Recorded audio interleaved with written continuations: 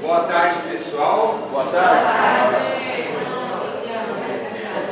Boa tarde estendida, né? Que a paz de Jesus esteja no coração de cada um de nós, estejamos aproveitando essa linda oportunidade para exercermos a caridade, a compaixão e estarmos recebendo desses irmãos queridos que tanto nos assistem, que tanto nos velam. Pedindo sempre licença ao mentor da nossa casa de caridade, nosso irmão José de Mococa, que está sempre nos assistindo, nos dando essa oportunidade, porque, gente querida, para que estejamos hoje aqui, existem inúmeros mentores espirituais que preparam esse trabalho, que preparam harmonicamente esse trabalho, para que estejamos adentrando nesta casa e dando o melhor de nós. Ou seja, estamos sempre em equilíbrio, eles trazendo esse equilíbrio para nós, né? Então, nada é por acaso, como dizia Jesus, não cai uma folha de mar sem que seja da vontade de Deus. Estamos todos aqui unidos como irmãos para crescermos e evoluirmos, tá bom?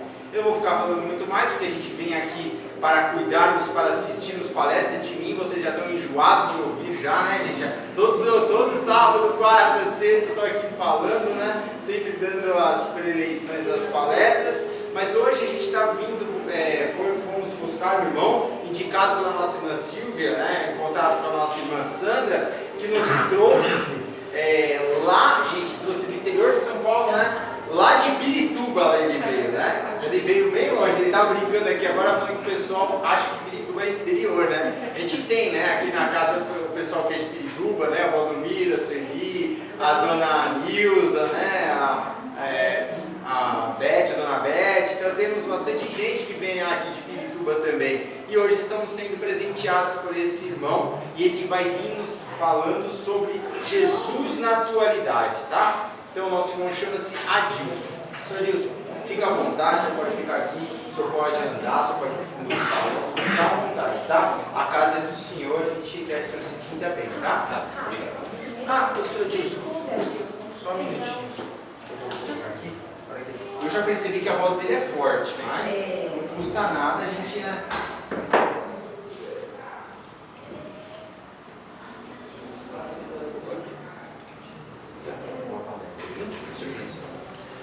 Boa tarde a todos. Boa tarde. Que Jesus, nosso divino mestre, amigo, companheiro, esteja conosco não só agora, mas em todos os instantes da nossa existência. Nós vamos falar, antes de me apresentar, né? Adilson Ferreira, eu tenho livros, eu trabalho na Rádio Boa Nova, sou comunicador da Rádio Boa Nova, não sei se alguém aqui escuta. Nós temos uma participação todas as quintas-feiras, às 13 horas, no programa Entre Amigos. Eu e a Paula Zampi, que fazemos esse programa. E circulamos aí pelos vários centros espíritas, não só em São Paulo, mas também fora. E a ideia hoje é falar sobre Jesus na atualidade. Por que Jesus na atualidade? Jesus é o maior espírito que pisou na Terra, nós sabemos isso, né? Mas será que as pessoas hoje, em pleno século XXI, conhecem Jesus? Eu arrisco dizer que poucos conhecem, né? E isso é um problema, porque Jesus é o grande médico das almas. Jesus é que nos orienta. E por que médico de almas? Porque ele nos deixa um roteiro para uma existência melhor, para uma caminhada melhor. E quando nós caminhamos bem, né, espiritualmente, isso repercute no nosso corpo físico também. Então Jesus é o médico da alma, mas também é o médico do corpo. Só que a humanidade, não conhecendo esse Jesus, ela padece, porque não aproveita de tudo aquilo que Jesus nos oferece para termos uma existência mais feliz, mais equilibrada. Então nós vamos falar sobre Jesus na atualidade, trazer aquele Jesus de 20 séculos atrás, 2000 anos atrás, trazer para os dias de hoje. Porque as pessoas normalmente se lembram de Jesus, aqueles que leram, aqueles que estudaram pouco. Olha, Jesus há 2000 anos curou um cego, curou um leproso, fez o sermão da montanha, mas não se aprofunda, não vai além. E o interessante é trazermos o Jesus para hoje, para as situações com as quais nos defrontamos hoje. É um Jesus que precisa estar conosco no dia a dia, no ambiente de trabalho, entre os amigos, no supermercado, na feira, não importa. Em todas as ocasiões, precisamos ter esse Jesus conosco hoje, século XXI. Mas para falar de um Jesus de 2000 anos atrás, nós vamos, um Jesus da atualidade, vamos voltar a um Jesus de 2000 anos atrás. Tá? Há 2000 anos atrás, o povo judeu, que era aquele que entendia a existência de um Deus único, né, que é o nosso Deus, que nós estamos acostumados, o povo judeu há 2000 anos atrás via um Deus punitivo, um Deus tendencioso. Ele pendia para um exército em detrimento de outro. O povo judeu adorava a Deus. Mas que tipo de adoração? Hoje nós sabemos, adoramos a Deus no nosso interior, né? A gratidão que temos por Ele. Mas há 2000 anos o povo judeu tinha muito mais uma adoração exterior, era muito mais ritual, era muito mais temor por Deus. Então o povo judeu há 2000 anos atrás praticava sim a caridade, mas uma caridade muito circunscrita ao local onde ele morava. Era a família, alguém muito próximo. O povo judeu amava o próximo, mas também com certas restrições. Era necessário então que viesse Jesus e que Jesus revolucionasse a forma de entendermos isso tudo.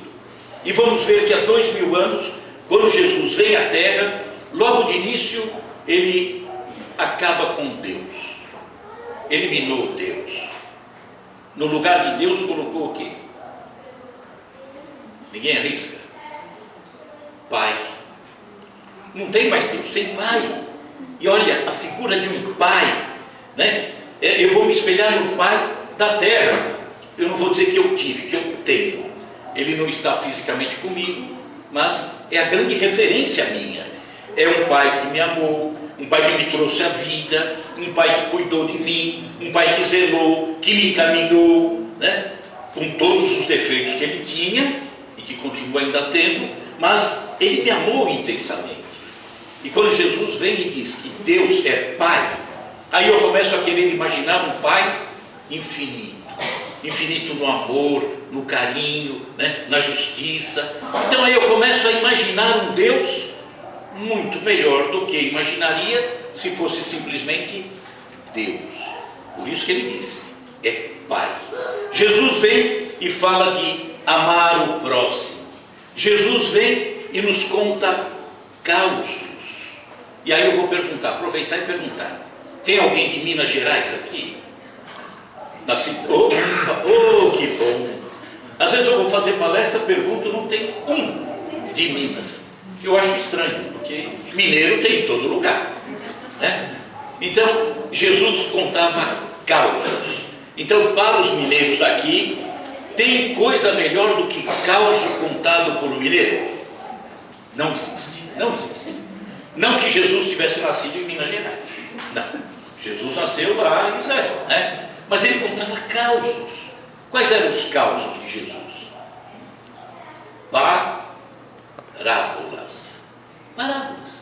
Histórias tão infantis, tão pequenas, né? Que quando nós entendemos esse caminho chamado Jesus, essas parábolas têm uma grandiosidade fantástica. Elas nos falam tantas coisas. Só que precisamos entender Jesus antes. E quando lermos essas histórias tão infantis, nós vamos ver que não tem nada de infantil. Ela tem uma profundidade, uma grandeza divina. Então Jesus veio e nos contou causos. Jesus veio há 2000 anos e nos incentivou a fazermos o melhor. Ele disse, podeis fazer o que faço e ainda mais. Vamos dar uma paradinha. Quando nós viemos para cá, nesta existência, lá do outro lado, nós definimos aquilo que gostaríamos de realizar agora, nessa existência, né? Aquilo que podemos chamar como destino, roteiro, não importa. Viemos para nos aproximarmos das pessoas com as quais ainda carregamos, né, restrições, aparar arestas, fazer coisas melhores. Vocês se lembram do que definiram quando estavam se preparando para vir para cá? Ninguém? Ninguém se lembra? Mas qual a sensação de vocês?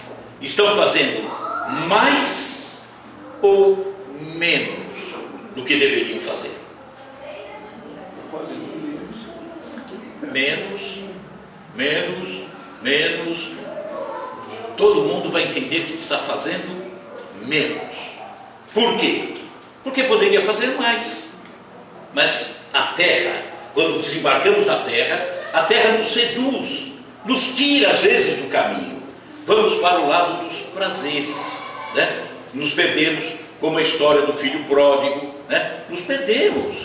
Então, uma coisa interessante: podemos fazer mais e fazemos menos. Eu vou contar uma historinha. Essa historinha, amanhã vocês não vão se lembrar da palestra de hoje, não vão se lembrar do meu nome, não tem problema, mas vão lembrar da historinha. Vamos lá? Um homem extremamente rico, muito rico, ele tinha lá uma bela mansão e resolve fazer uma grande festa. Nessa festa, ele chama as pessoas, convida as pessoas vêm, e no meio daquela grande festa ele manda que interrompa a música. Interrompendo a música, ele diz: olha, nos fundos da minha casa eu tenho uma grande piscina, e essa piscina infestada de crocodilos selvagens. Se alguém pular na piscina e sair vivo, darei a ele esta mansão. O silêncio total. Ninguém se aventurou a fazer aquilo. Então teve que melhorar a oferta. Se alguém pular nessa piscina cheia de crocodilos e sair vivo, darei a essa pessoa a minha mansão e os meus automóveis. Ninguém se aventurou. Todo mundo quieto. Tem que melhorar a dose. Se alguém pular, darei a ele a minha mansão, meus automóveis e o meu avião. Diz que nesse momento alguém dentro da piscina. Era um rapazinho. E ele se debatia no meio dos crocodilos, segurava um aqui e outro lá, até que finalmente sai fora da piscina. Todo machucado, né? Natural. Mas saiu vivo. E aí o rico chega até ele e pergunta: rapaz, o que você fez quando você veio tomar posse da minha mansão? Eu não quero sua mansão. Eu moro lá na minha casinha simples, né? Ali é a minha vida, ali eu tenho a minha referência, eu não quero sua mansão. Bom, e automóvel? Quando você vem pegar os automóveis? Não me interessa, seus carros não me interessam. Eu tenho lá o meu carro antigo, que eu já fiz o motor, está muito bom, não quero seus carros. Bom, e o avião? Avião? Deus me livre, eu tenho medo de altura. O que eu vou fazer com um avião? E aí o rico, sem saber o que fazer, pergunta ao rapazinho: mas, afinal de contas, o que você quer? Ele responde: eu só quero descobrir quem foi que me empurrou. Só isso. Era a única coisa que ele queria. Mas a vida para nós é isso. A gente pode fazer mais e não faz. A gente tem capacidade de fazer coisas maravilhosas e não faz. Tem capacidade e condição de dar mais tempo para cuidar da alma e não dá.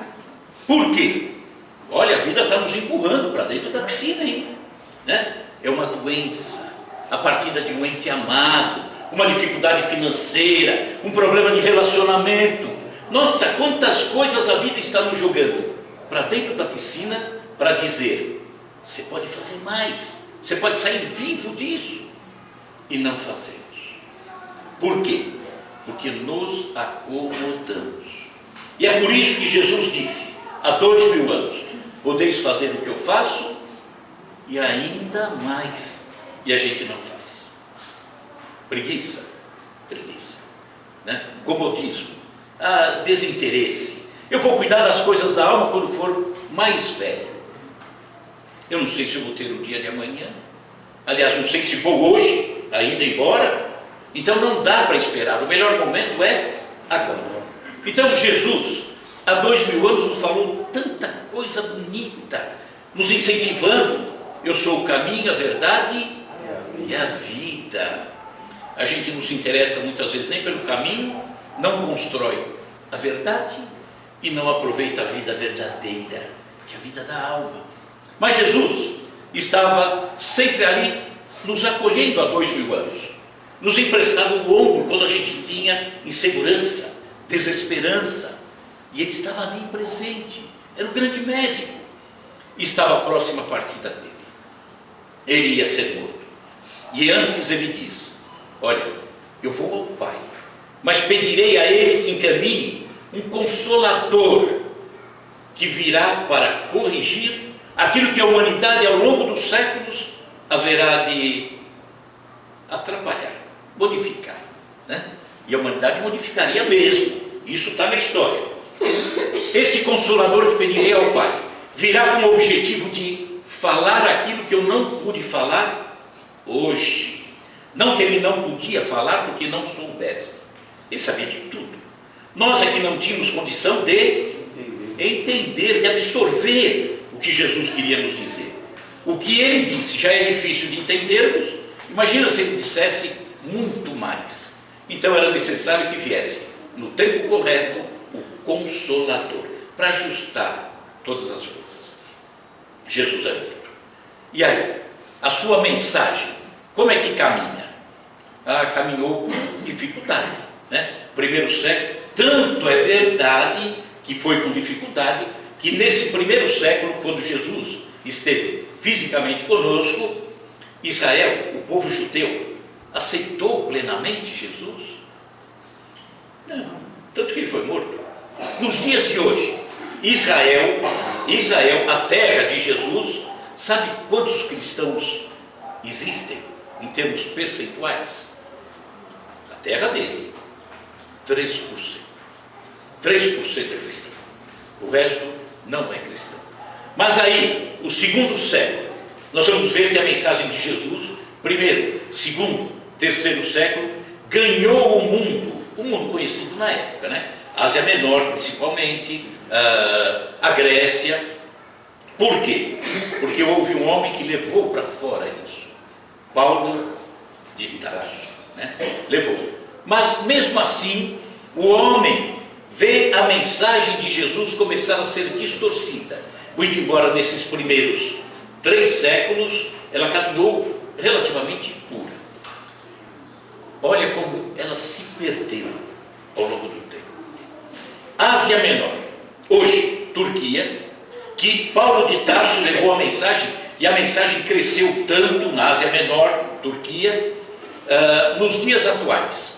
Eu estive em Tarso algumas vezes, que é a terra do próprio Paulo, Tarso, e eu conheci todos os cristãos da cidade de Tarso, todos, 2 freirinhas italianas, é tudo que tem de cristão na cidade de Tarso, do próprio Paulo.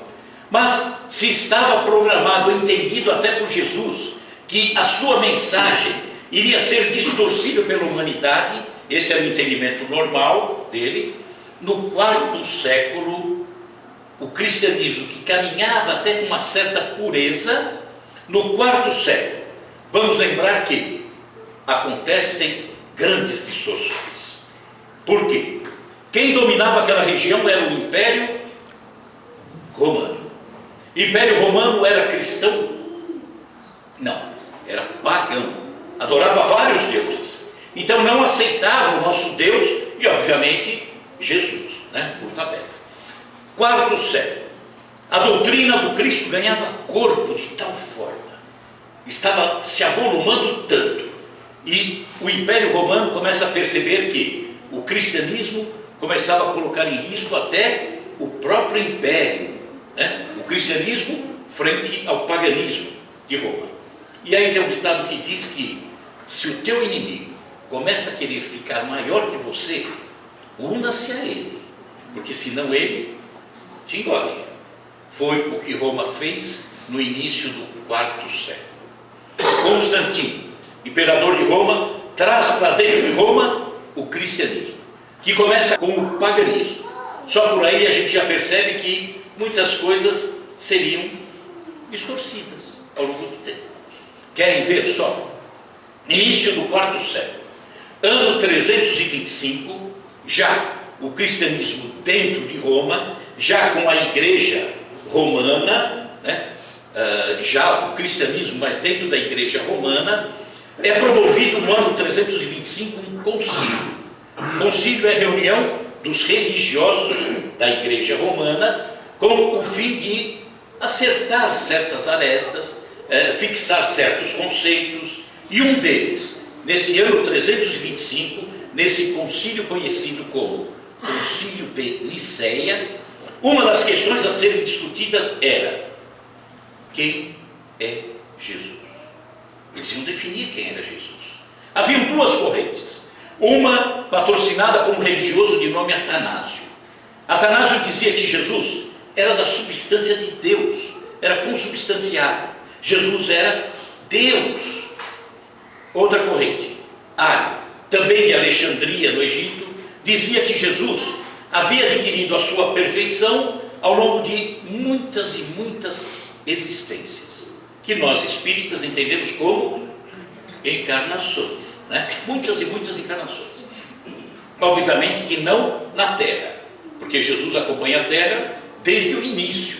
Então Jesus já teria adquirido essa perfeição toda em outros locais, em outros órgãos.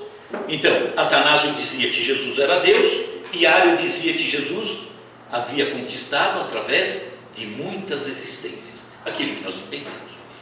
Decidiram por qual corrente? Pela de Atanásio. E Jesus virou então Deus, até hoje. Deus Pai, Deus não, o Filho, Jesus não é Deus. Até na prece, Ave Maria, Santa Maria, Mãe de Deus, não, Mãe de Jesus.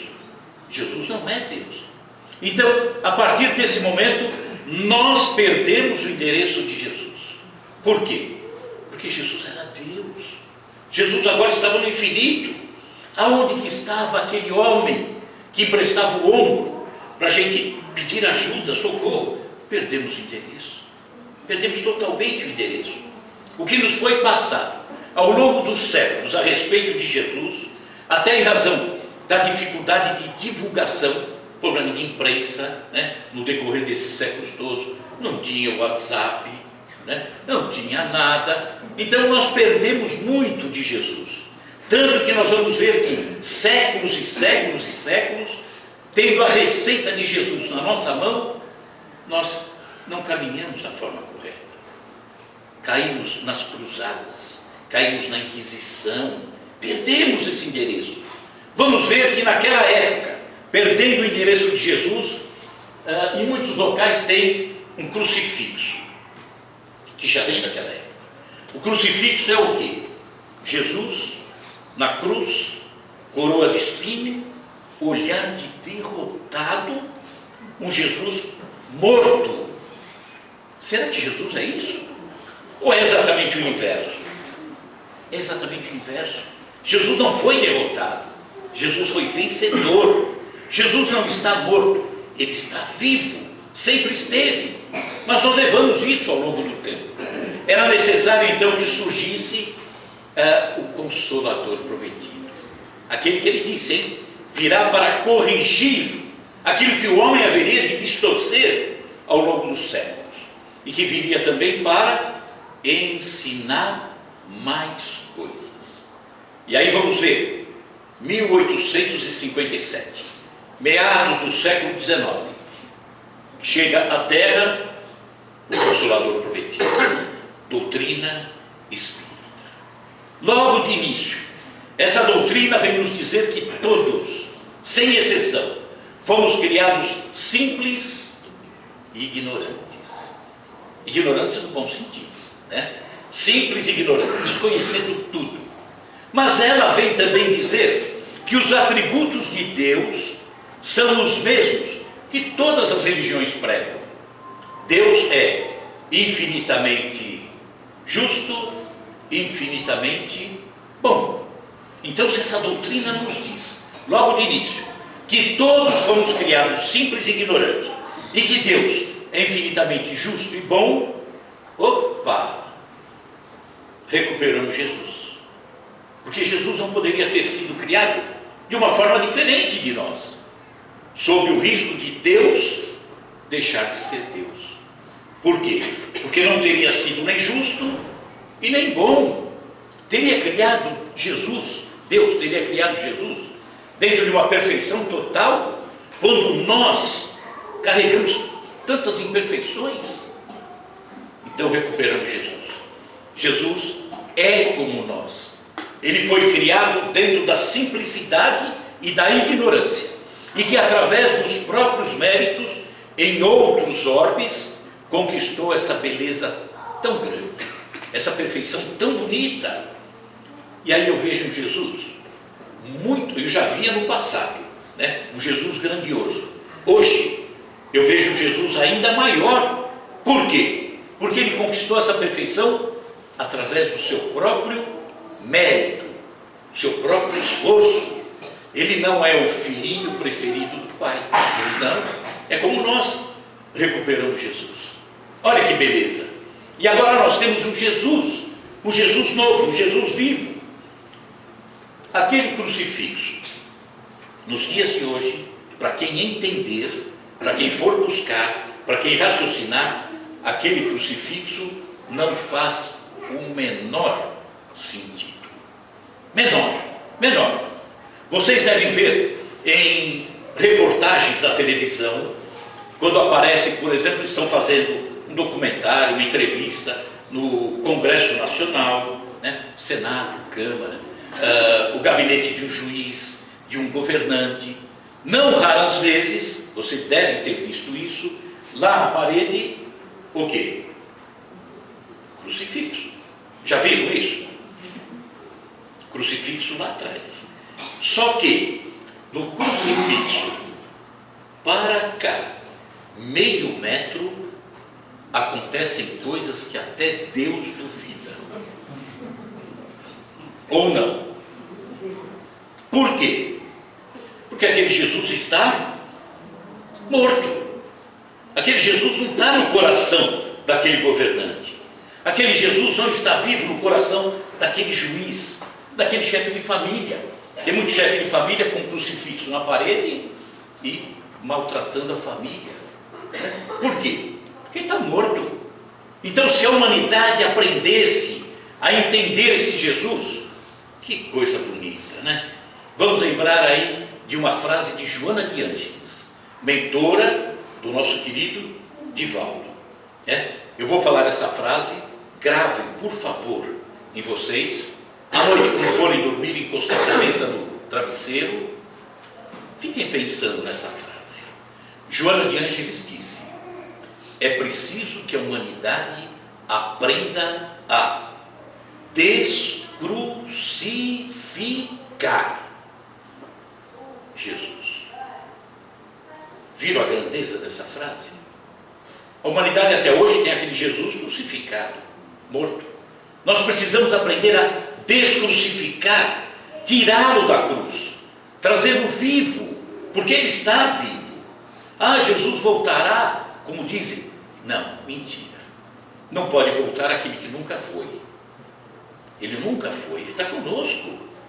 Então é preciso que a gente traga esse Jesus vivo, mas para as situações do dia a dia, para todos os episódios. Eu perdi um pouquinho, quanto tempo tem? Tem uns 15 minutos. 15. Olha, Hã? 15 minutos. Tá.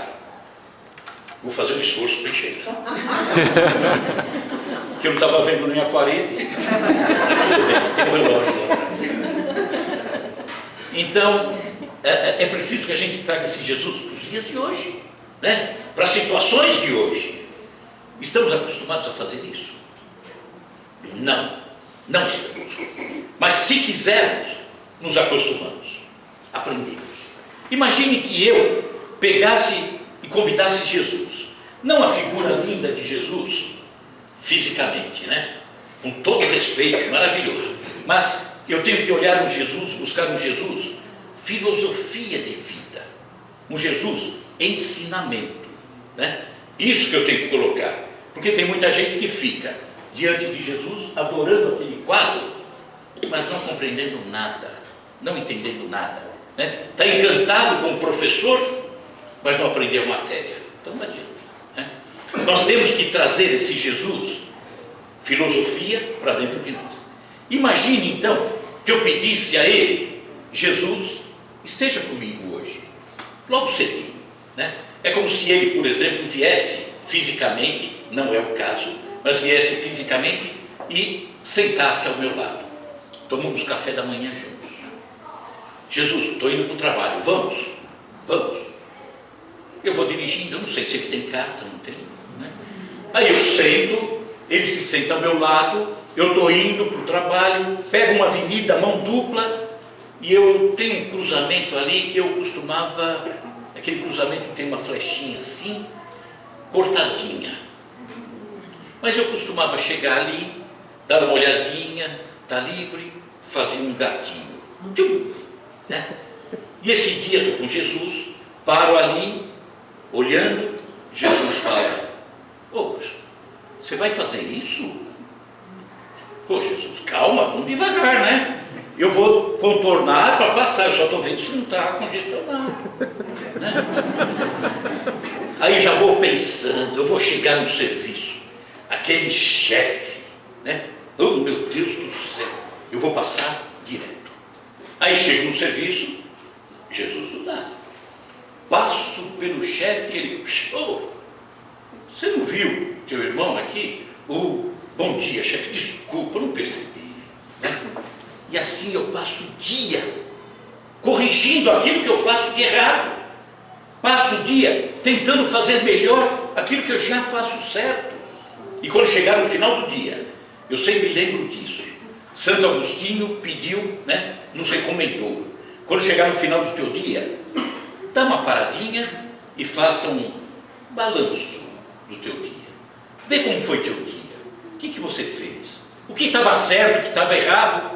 Aí esse dia Jesus comigo, eu chego à noite e falo: Santo Agostinho, hoje você está dispensado. Eu não preciso fazer. Passei o dia inteiro com Jesus. Tem coisa melhor? Não tem. E no dia seguinte eu vou querer estar com Jesus. Mas Jesus em todas as ocasiões. É no supermercado, é na relação de amigos, é em tudo. Família, em tudo. Todos os episódios eu quero ter Jesus comigo. E nós vamos, para não avançar muito, só lembrar uma coisa. Uma vez falamos disso, Jesus, todos os dias, e eu fui fazer uma palestra recentemente numa casa na zona leste. Que bairro? Não sei, porque quem me leva é o Waze. Eu simplesmente chego. Que bairro que é? Não sei. Mas o sem vergonha me deixa na porta. Tá bom, né? Aí, passado algum tempo, eu fui de novo nesse mesmo centro, que a gente vai rodando, eu não consigo gravar tudo.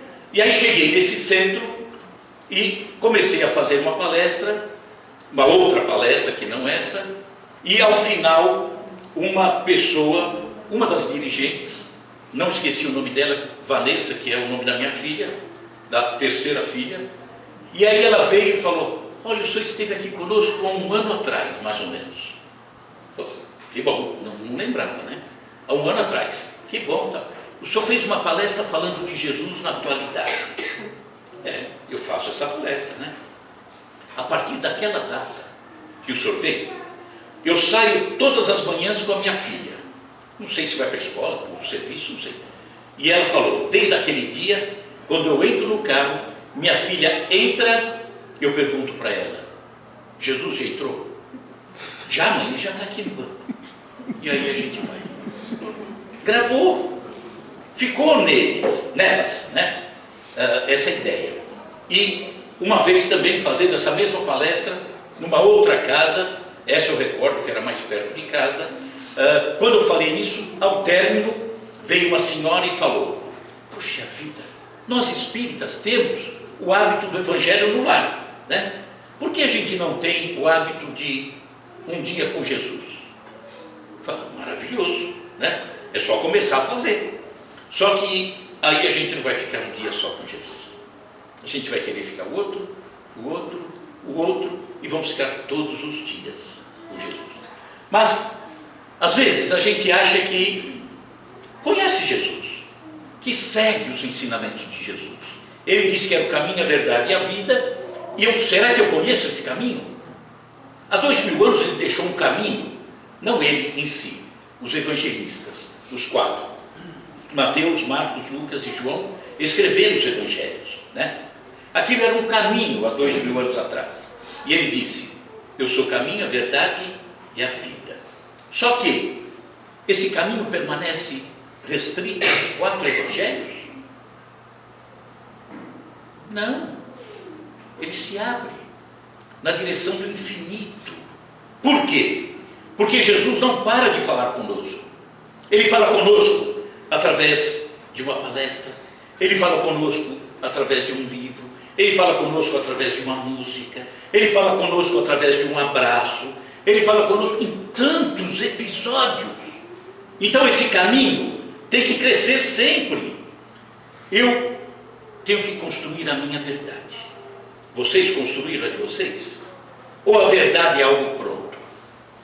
Não, não é algo pronto. A verdade é construção individual. Tanto que, vamos recordar que Jesus, há 2000 anos, quando ele foi interrogado por Pilatos, né, Jesus respondia a todas as perguntas feitas por Pilatos. Só que teve uma pergunta que Pilatos fez e Jesus era incapaz. Incapaz. Dá a impressão que Jesus era capaz de tudo. Ele era incapaz de responder. Foi quando Pilatos pergunta a Jesus: ô Jesus, o que é a verdade? Mas Jesus parou, baixou a cabeça, falou: não tem como responder. Impossível. Por quê? Porque se Jesus respondesse a Pilatos: olha, Pilatos, eu vou te dizer o que é verdade.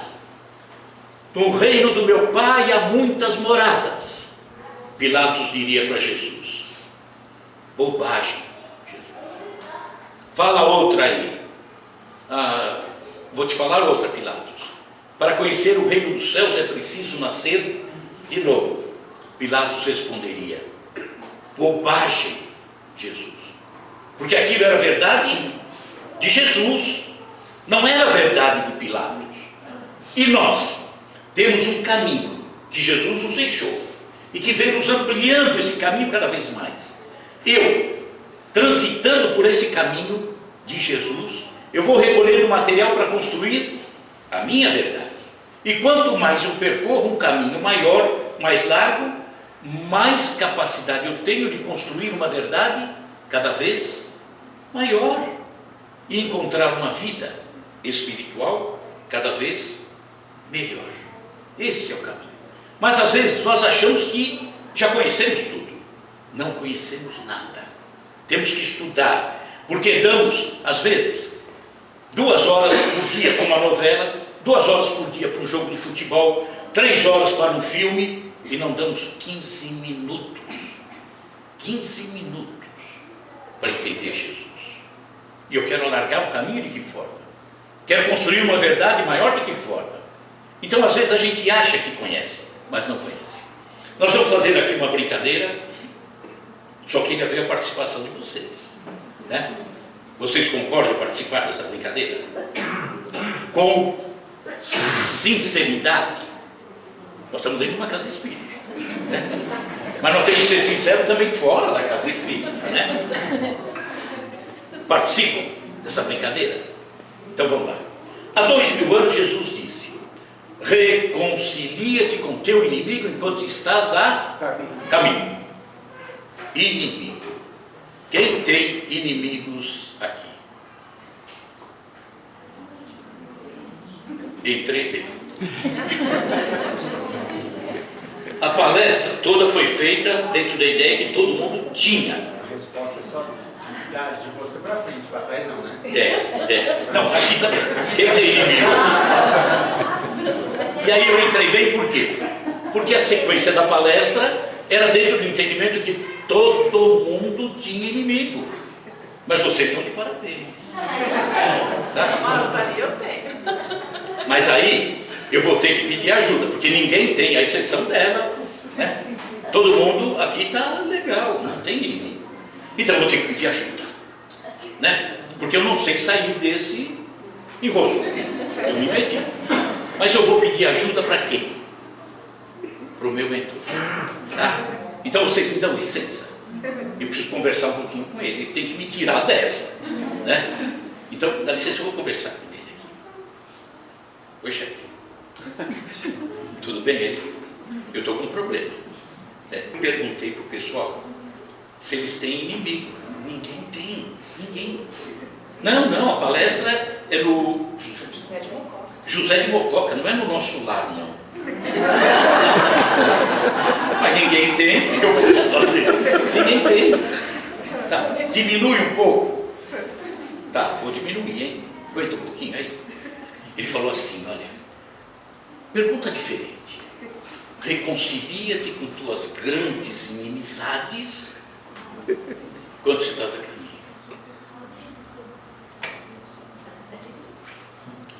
Chefe, o pessoal aqui é bom demais.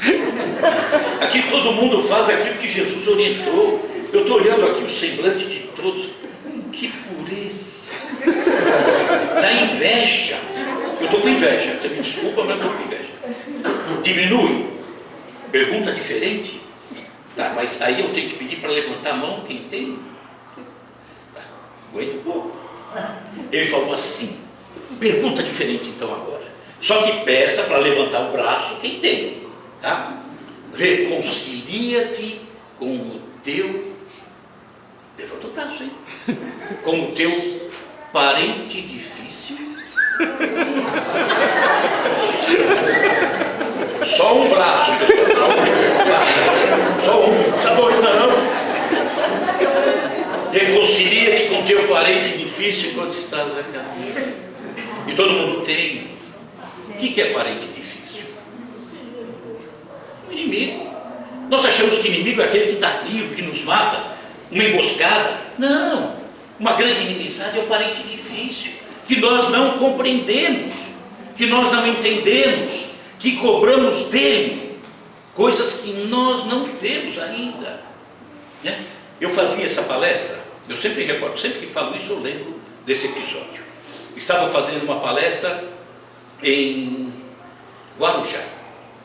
E o local era igual esse aqui, não tinha o palco, eu estava falando no mesmo nível, né? E eu tinha um péssimo hábito, péssimo. A pessoa estava sentada aqui, eu ia falando, e de repente eu estava em cima da pessoa, né? E aquele dia eu estava fazendo a palestra, era uma mulher que estava aqui, e eu falando, e daqui a pouco eu estava subindo uma mulher. E aquele dia, só para ver como não era maldade, minha mulher estava junto. Tá? Ela depois falou, você precisa corrigir, isso é feio. Ah, mas não faça isso. Aí eu tentei dar uma desculpa. Eu falei, sabe o que é? É que eu quero distribuir a palavra e a água fluidificada ao mesmo tempo. Ela não aceitou. Mas aquele dia, a coitada da mulher que estava aqui, quando eu falei, e parente difícil, ela levantou a cabeça e falou, vixe! Mas ela falou com entusiasmo, com alegria. Eu falei, minha filha, não é bom isso. Por que tanto entusiasmo? Nós temos que acabar com parente difícil, não. Acabar com a inimizade, né? E aí eu vou pedir, Sandra, semana que vem eu posso voltar? Posso? Posso voltar semana que vem? Não se animem. Eu vou pedir para vocês não virem. No lugar de vocês, convidem o parente difícil. Vocês não vêm. Aí a semana que vem, nós vamos estar aqui olhando o parente difícil de vocês. Vou falar, Sandra, olha que serenidade, que luz. Nossa! Aí eu vou perguntar: vocês têm inimigos? Não. Grandes inimizades? Não. Ai, meu Deus, que pureza. Parentes difíceis? Vixe! Mas quem é o parente difícil de vocês? Aqueles que vieram semana passada. Vocês. Porque se ele é difícil para vocês, vocês são difíceis para ele. E nós, eu me incluo nessa, muitas vezes estamos cultivando parentes difíceis, né? Então precisamos corrigir. E Jesus nos disse, né? Reconcilia-te com teu inimigo enquanto estás a caminho. Então, quando eu disse que damos 2 horas para a novela, 2 horas para o futebol, 2, 3, 4 horas para o filme, e não damos 15 minutos para estudar, para entender, para raciocinar Jesus, como construir uma verdade nova? Impossível. Impossível. Então, por isso que temos que ter Jesus hoje, nos dias de hoje, nos acompanhando em todos os acontecimentos. Ou seja, em cada episódio, eu analisar o que estou fazendo, como se Jesus estivesse do meu lado. Aí sim eu vou perceber: pô, parente difícil, por que isso? Deixa eu corrigir, né? E para encerrar, nós, quando falamos de Jesus, às vezes dá a impressão que queremos que tenhamos Jesus todos os dias do nosso lado, e aí chegamos no serviço e falamos: chefe, eu estou com Jesus, você precisa também descobrir Jesus. Olha, meu companheiro, olha, precisa conhecer Jesus, e falar o dia inteiro Jesus, né? Será que é isso? Não. Eu vou falar de Jesus através dos meus atos, dos meus exemplos, tá? Então, só para encerrar, vou contar a história de uma corrida que acontecia na Espanha no ano 2012, uma corrida de cross country.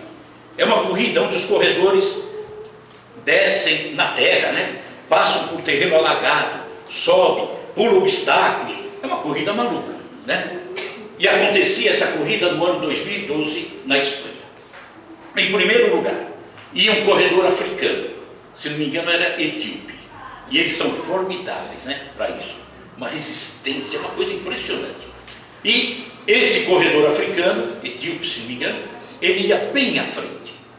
Em segundo lugar, mas muito distante, ia um corredor espanhol, corredor da própria casa, e chegava a última volta, e o corredor etíope, quando ia chegar próximo da linha de chegada, ele se enganou. Ele achou que tinha ultrapassado e começou a diminuir o passo. Achou que já tinha cruzado a linha de chegada. Diminuiu tanto que o corredor espanhol, que vinha em segundo lugar, o alcançou. O que a gente faria se fosse o corredor espanhol? Cada um responde para si, né? O corredor espanhol fez o quê? Ao alcançar o corredor etíope, pegou as 2 mãos, colocou nas costas do corredor etíope e o empurrou, até que ele, o etíope, né, o africano, acho que era etíope, ultrapassou a linha de chegada em primeiro, e ele, espanhol, em segundo. Era a terra, né? Ele é da terra, da Espanha. Veio uma repórter irritada, uma repórter espanhola. E vocês não sabem o que é uma espanhola irritada. Espanhol já é. É complicado, pior que paraibana, né? Mas aquelas bem, né? Ela chegou no corredor espanhol e perguntou para ele: por que você fez isso? Isso o quê? Como que você faz uma coisa dessa? O que foi que eu fiz? Você poderia ter ultrapassado. Você chegaria em primeiro lugar. Ah, era isso que você queria que eu fizesse? Que eu ultrapassasse ele? Ele apenas se enganou. Imagine eu do alto do pódio, em primeiro lugar, olhando para ele, abaixo de mim. Ele é melhor que eu. A corrida era dele. Ele apenas se enganou. Era isso que você queria que eu fizesse? E aí ele arremata como uma frase, uma pergunta, ou uma frase que deixa tudo no eixo. Ah, minha filha, se eu tivesse feito isso, ao chegar em casa, como é que eu olharia para os olhos da minha mãe? Ele falou do quê o tempo todo? Jesus. Do respeito ao próximo, de fazer as coisas certas. O tempo todo ele falou de Jesus. Sem usar o nome, Jesus. Ele fez tudo através de um exemplo digno, correto, honesto, perfeito. É assim que a gente precisa falar de Jesus. Eu quero entender Jesus nos dias de hoje. E as minhas ações, mesmo não falando de Jesus, ela tem que refletir aquilo que Jesus espera de cada um de nós. E, encerrando mesmo, notícia em primeira mão. Não sei se vocês sabem. Um dia, todos nós estaremos desencarnados. Verdade, verdade. E aí eu pergunto, se não aproveitarmos a presente existência, seguindo Jesus, compreendendo Jesus, vivendo Jesus, ao desencarnar, como é que olharemos para os olhos do nosso Pai? Jogamos fora a existência, desperdiçamos uma encarnação. Como é que eu vou olhar para os olhos dele? Te dei uma chance, você não aproveitou. Ah, sabe o que é? Tinha o cinema, tinha o passeio. Aproveite. O melhor momento é agora.